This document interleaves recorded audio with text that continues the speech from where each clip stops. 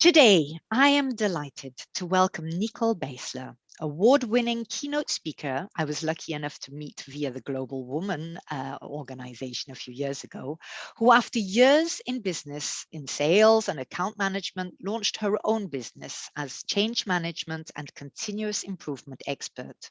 Welcome, Nicole. Can you start by giving us a quick rundown on who you are, what you do, and why you do it? First of all, thank you, Julie, for having me. It's a great pleasure to be here. Where I am, what I'm doing, well, it's if you look at my CV, you see thousands of things what I've done. And originally, I'm from Germany, raised and born there, but now living in Spain. And people looking at my life and thinking, whoa, she's having it all. But it wasn't like that. And that's exactly what I'm doing at the moment, helping people who looking from the outside, high professional, having it all, but at the end of the day, empty inside. Right. And that's what I'm trying to support and trying to help, because that's what I went through. Indeed. Thank you for that. And I so admire the openness, of breaking through that image that people sometimes have, that indeed you have it all. You worked very hard, you climbed the corporate ladder, you had like an international career, lovely houses, family, and all the rest. But that inside, you did feel empty, and then you crashed all the way down, and then used your journey back up to learn and to arrive at a level which is a lot more sustainable and inner driven, I would imagine. And it's wonderful to hear people who then, as we were saying before we started, instead of taking all the mishaps in life and making us bitter and resentful and feeling disempowered, to actually say, okay, I welcome this because it's actually taken me to a new degree of self-awareness, of happiness, of inner peace, and to then choose to share that with others. So indeed, we're going to be talking about, so you've called the talk Burnout to Energy. Maybe we start with how this all came about. Make a long story short, in 2011, I already was at the edge of a burnout. Looking back, I would say there was one. I, at that time, was really down. I felt out of energy, sleepless nights, etc., etc. And just to set the stage, sorry for interrupting. So at this point, you were living in Spain, you were working corporate and were married and have a child.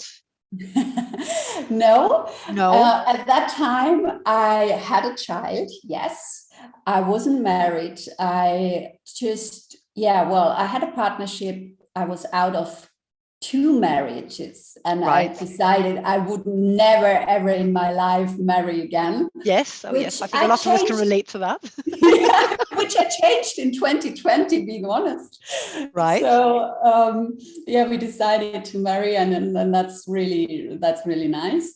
But that's just as a side note. At that time, yes, I worked corporate. At that time I had a job for free, let's say. Right. Because 2 of my colleagues resigned, and I had to take over the responsibilities of them. And I was tired.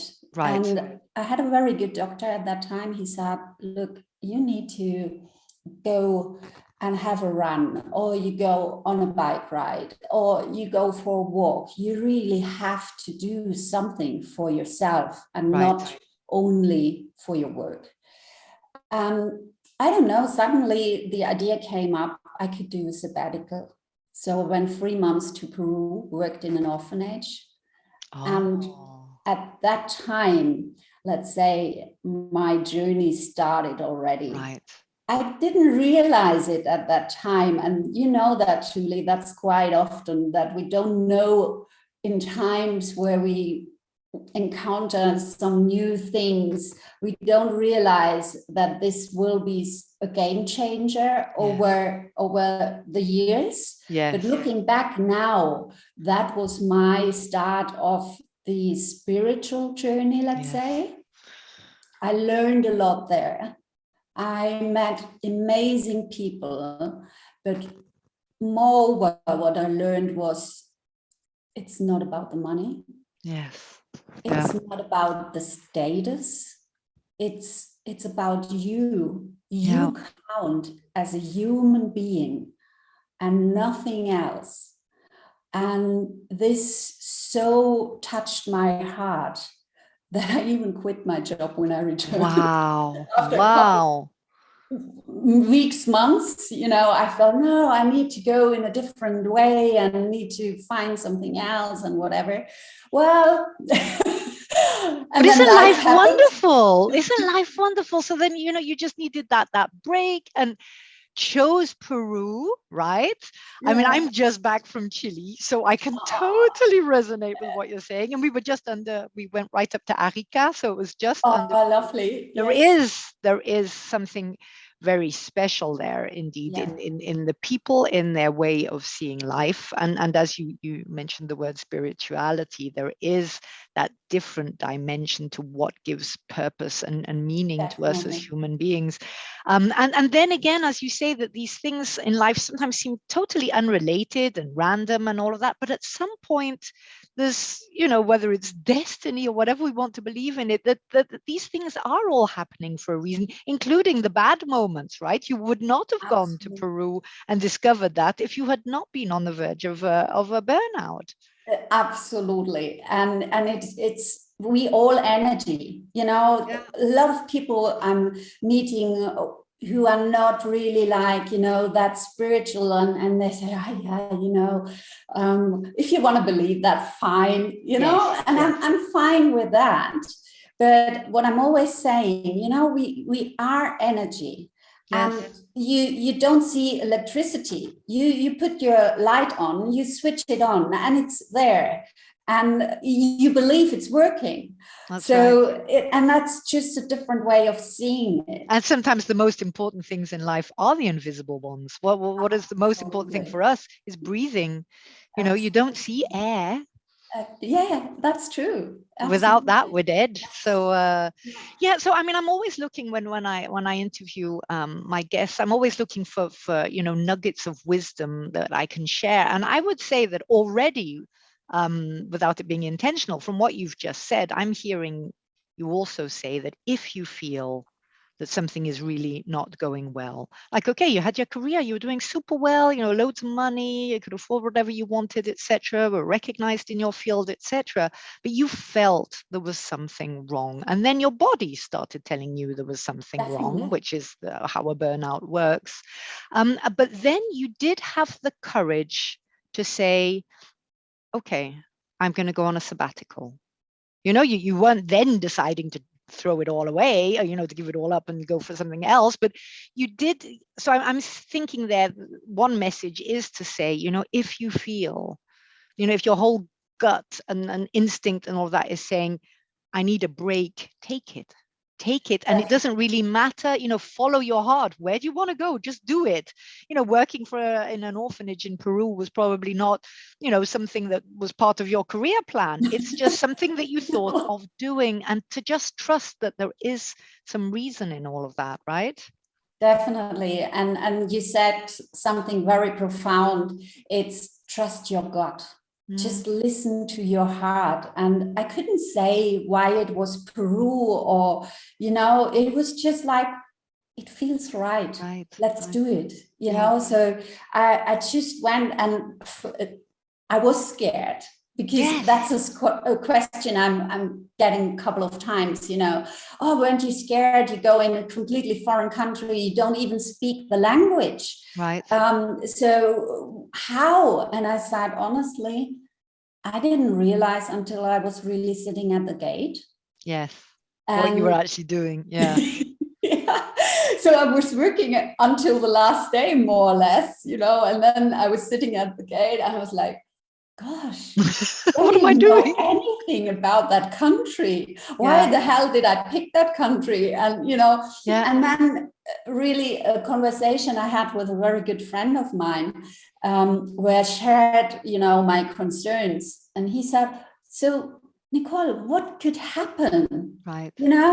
When you sense after a week or even after a month, it's not your piece of cake. You just book a ticket and you come home. Yes, And exactly. I was like, oh yeah, he's right. Yeah. We always think we take a decision and we have to stick with it True. for the end of your life. Yeah. And it's not that, it's a bit like try and error. And Yeah. I'm not saying you should hop from that to that to that. You No. should have, a vision or whatever. But when you realize what you picked and what decision you made, it doesn't make sense in the long run, just change it. Right. Well, I'm going to turn around and say, well, I find that particularly profound as well, because that is so true. So many of us then decide on something and feel that whether it's right or wrong, we have to stick to the end. I had an interesting conversation with somebody about books the other day. And I always said, I have this rule, whether I like the book or not, I read it till the end, even if it's really costing me. And she said, why on earth would you do that? There are so many wonderful things to read. If that one doesn't relate to you. And I was really thinking, I've got to do this. I always said, at the worst, I will take this book as an example to not what to do when I write my books. But at some point I thought, but he's right. What is this sort of stubbornness to say either we don't want to be seen as being weak, as changing from one goal to another. And you also said it yourself, you'd said, I'm never going to marry again. And hey, the right one came along, and it's actually changing our decision. It's actually a proof of strength and not of weakness. Absolutely. Because we're taking all the rest in. We change every day. So obviously a decision that we might have made in 2015 doesn't have to be hard the whole life. We change. The people we meet change. And that takes strength and courage. Definitely. And what you were saying right now as well is that willingness to accept a bit of fear and discomfort and walk outside your comfort zone. Because if we stay in our comfort zone, we're not going to discover anything new, because we know our comfort zone. That's why it's comfortable, right? Yeah, absolutely. And that definitely brings me to my real burnout, Right. Or I would say, well, my therapist said, well, Nicole, burnout, no. You haven't seen the red flags. You straight away rushed into severe depression. Right. And I was like, oh, okay, when I got that. And that was in 2020. Okay. And it was, I didn't see it coming.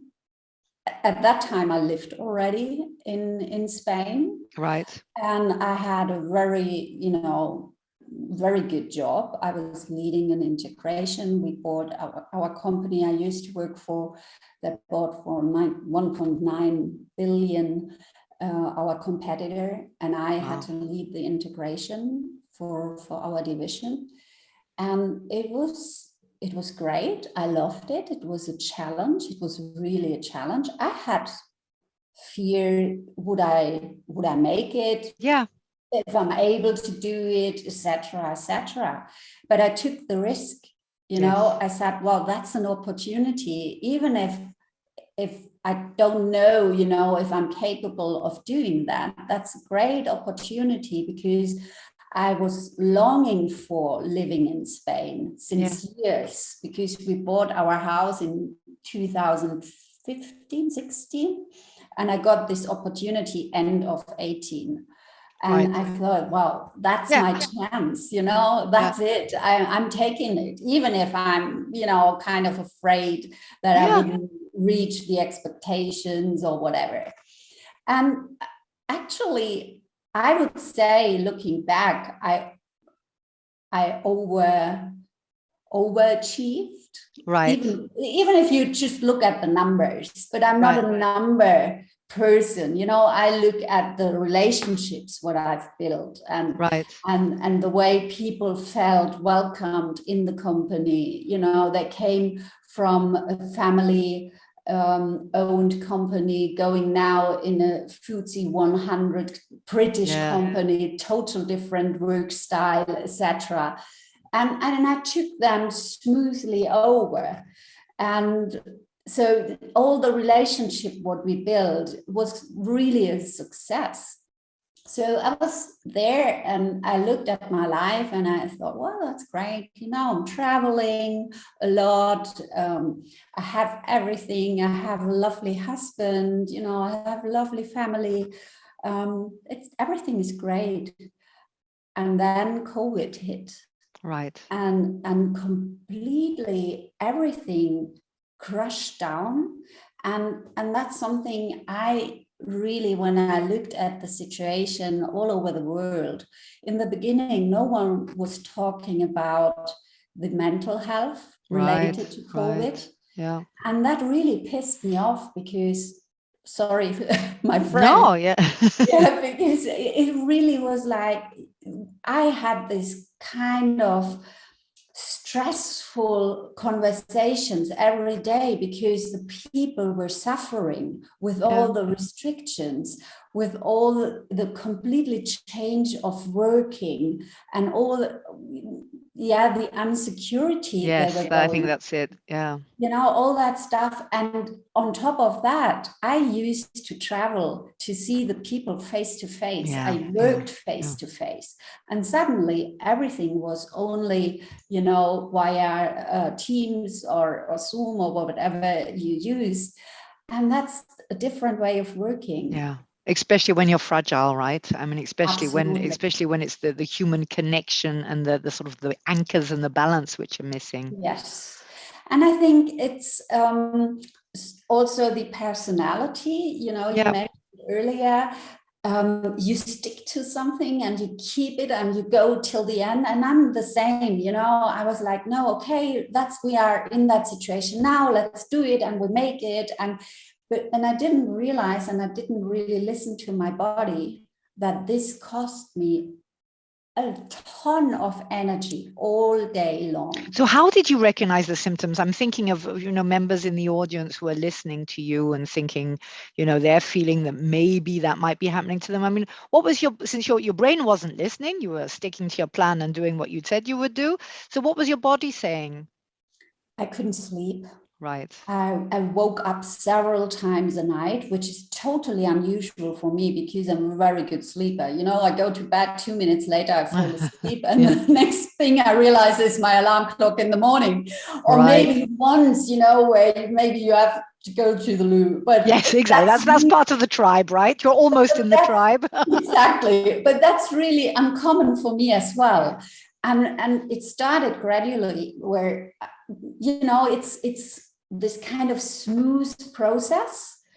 And you end at the end of the day at a point where you think, wait a minute, when was the last time where I really slept through all the night? Right. And not really like waking up and fall asleep straight away. No, it was really waking up and then, oh yeah, well, I can't fall asleep, and what will happen tomorrow? And this kind of spiral. Your brain is spiraling, right? Yeah, absolutely. So I think that was one of the first things I realized. But and that's something for your audience as well. Take action when you realize something like that. Yeah, I didn't. I thought, well, I'm just a bit stressed. Okay, fine. And we see that again as a sign of weakness, right? We don't want to think that we're not coping. We don't want to think that it's too much for us. Absolutely. You're so damn right, Julie. You don't want to say, hey, I need help. Right. So I thought, well, yeah, it will go away.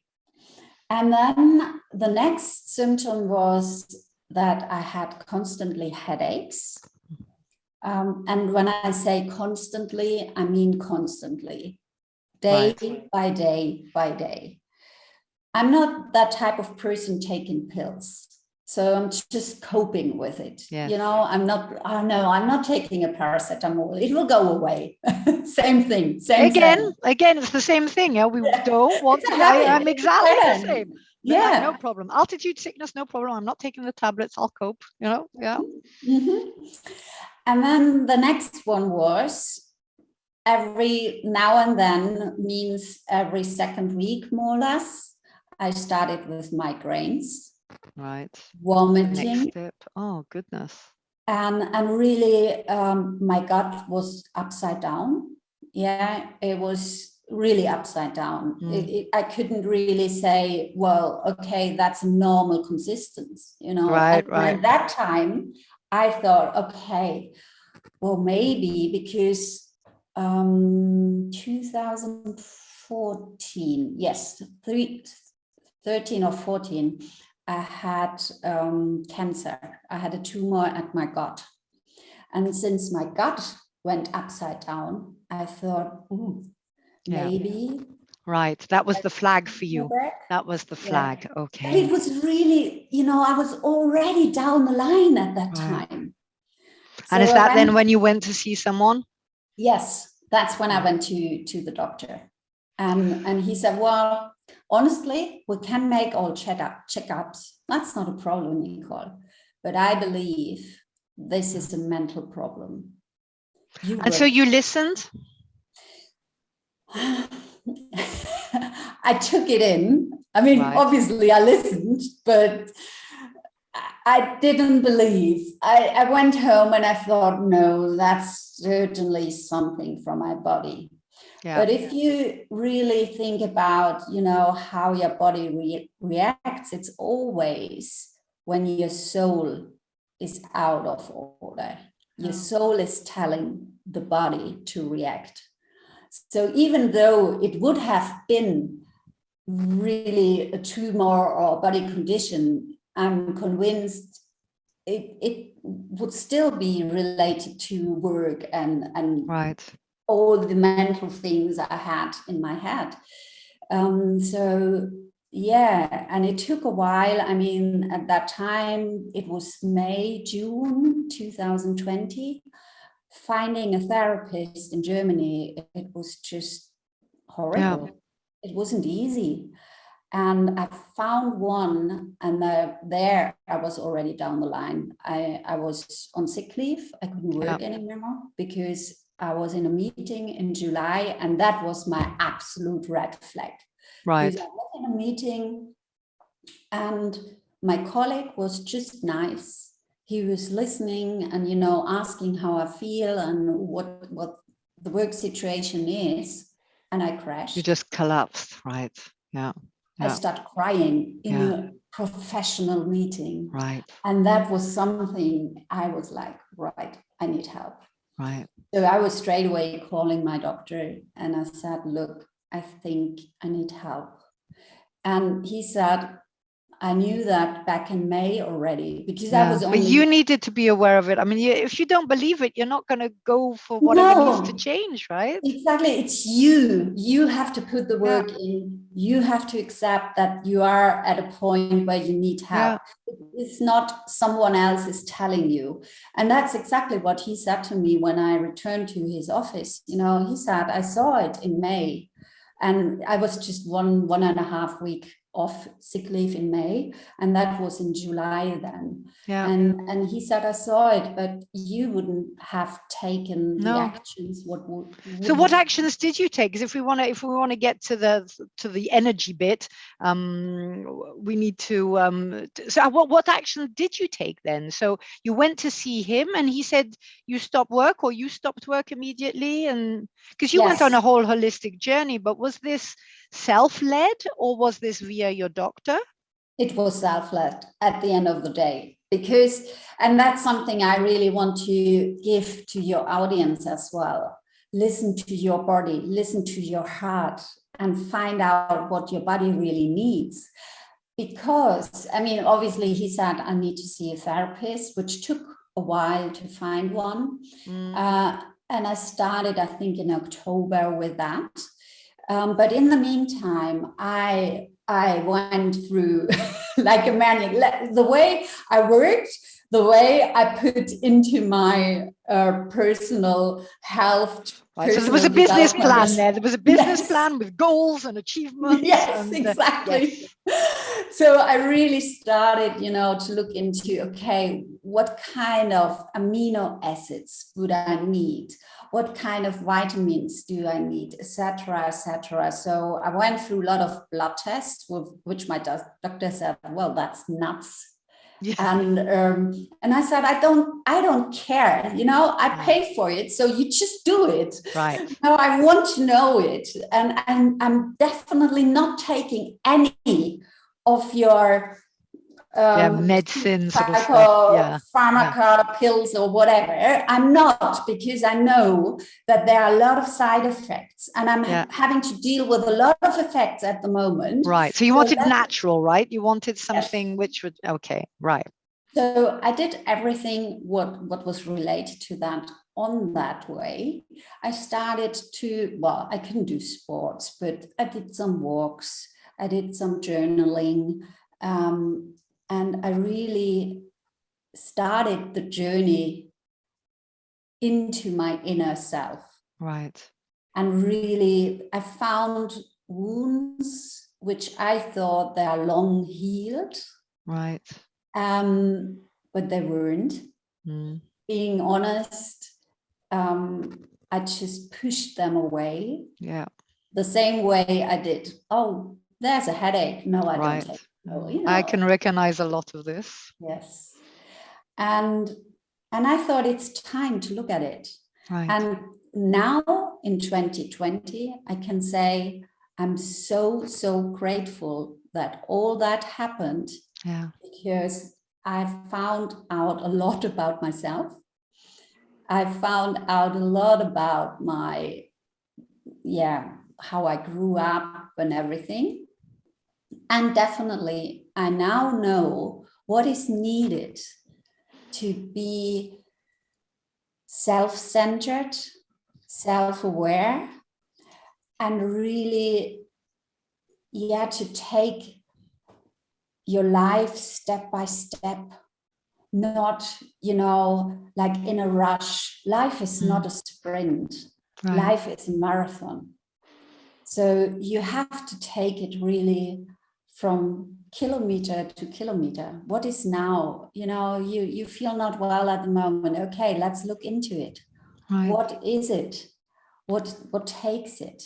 And so you've taken all of that wisdom and experience and knowledge that you've accumulated on that self journey, and you didn't go back to corporate, right? You now have your own company where you run this program from burnout to energy. Yes. Wow. That's what I mean, it was also a journey, because everyone was saying, well, that's a well-paid job, and we are in COVID. You couldn't just leave it, and so on. And I thought, no, my soul is screaming. And I was really asking myself, what has this corporate job to do with the agenda of my soul? Yeah. Oh, soul's agenda. What a lovely term. Okay, right. Now, I think this is, this how you've got to where you are is a very exceptional and inspiring and motivational story. And I do hope that a lot of my audience out there, even in different degrees, maybe they're not as high on the corporate, maybe they're not so lost, etc., but that they hear what you're saying right now. We will talk about your coaching program rapidly, but what, if we say, I always like my sessions to have 3 ready to use tips. I mean, you've probably mentioned them a bit here, but if we recap, what 3, let's say 3 tips could you give the audience if they're feeling, well, let's say lost, things are too much, you maybe haven't yet recognized the burnout, or think it might just be on its way, you haven't made any steps, but you're feeling overrun. Well, what are the 3 things that you would say you have taken as golden nuggets out of your personal journey? The first is really reach out for help. Yeah. Really. No, that's the second. Okay. Sorry. The first is listen to your body, because your body is really telling you hey, look at me. I'm not functioning the way you used to see me. So I need your help. Right. When you realize that, really reach out for help. And that doesn't necessarily mean that you see a therapist or doctor. You can see a coach. Yeah. You can book my program. Yeah. Because it's not that I'm saying, look, if you have a burnout, come to me. No, that's already too late. Yeah. I'm looking for the people who are really, feeling, oh, there's something not right. Yes, I like that. I saw that on your text. Preventive coaching, you said. Yeah, Yes. I like that. And I Yeah. mean, I see that this has been a recurring line. I read one of your articles as well, 7 Reasons Why Happiness is an Inside Job. I thought it's also extremely good. So you're recognizing that along the way, there have been lots of signs towards this. So, okay, listen to your body, reach out for whatever sort of help you need. Yeah. And that's not only for people who are feeling tired, or overwhelmed or whatever. That's also something for everyone. Don't listen to the naysayers and nor listen to your own thoughts. Yeah. Because sometimes our mind is just playing games with us. Yeah. And what helped me a lot is really to, when I'm in a situation, and that still happens because life is an upside down. It's not like, oh yeah, it's going all smoothly now. No, there's always a time where you maybe not that in that good mood. Yeah. What always helps is to say, it's just a thought. Yes. You can think something else. Oh, that's beautiful. And that is so true. We think that our thoughts are reality, that they lead us, that if it's like that, there's no other way. Absolutely not. Exactly. Cool. Sadly, we're going to have to stop now. I mean, you are, No. please come back, because I feel we've only just started to touch, we've set the stage, and I thank you greatly for having the honesty and authenticity to share all of that with us, and to show how you can change, and how these obstacles and how this the hardships have actually helped you reach your balance, because it is all about balance. It's not about the dizzying heights of success or the terrible lows of despair. It's about finding that balance. And as you say, life is active. Life goes up, it goes down. There are good, there are bad. But if you listen and you learn about it, then you have that knowledge to rebalance, to reharmonize your life. And I very much thank you for what you've shared today. Thank you so much Julie, for having me. It was a pleasure. Well, I hope this is the first of very many. Now, to the rest of you out there, it's time to take on board what Nicole has shared with us, and maybe take a little look at your life. Are you listening to what your body's saying? Are you listening to when your mind says, no, don't worry, just get on with it, etc.? Or are you also daring listen to, as Nicole said, the voice of your soul? When we know something's wrong, listen to it. It doesn't mean we have to give in to despair. It means that we need to take action of some sort. So Nicole's first tip was indeed to listen to your body, to reach out. If your body is saying something wrong here, reach out. You can start by seeing your GP to check. I mean, we are 50 plus, so to check whether there's any physical things which need to be looked at. But if it continues further than that, it's a pretty clear sign that your soul is in despair and is using your body because your mind is not listening to it. Don't listen to the naysayers, to people who say to you, oh, come on, mind over matter, or to your own restricting ideas about just get on with it, etc. Let that voice, that deep inner gut voice, speak to you and listen to it. And indeed, I loved the parting one as well about thoughts. Thoughts are thoughts. And that's all there is to it. And you can change a thought. A negative thought, you can change it into a positive thought. Have a lovely week, all of you, and looking forward to seeing you soon.